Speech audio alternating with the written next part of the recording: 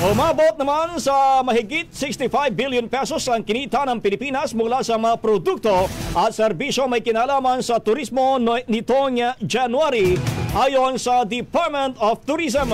Ayon sa ahensya, patunay ito ng tuluyang pagbango ng industriya ng turismo mula sa masamang epekto ng pandemya.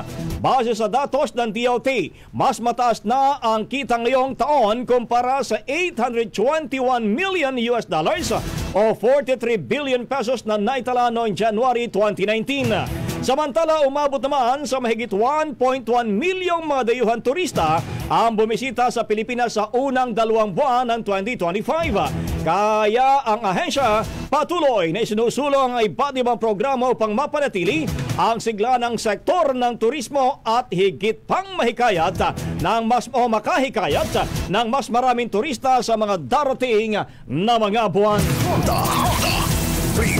Ang bahaging ito ay hatid sa atin ng Yummy-Vit ES3 Syrup. Simulang tuparin ang pangarap ng iyong anak. And starting now,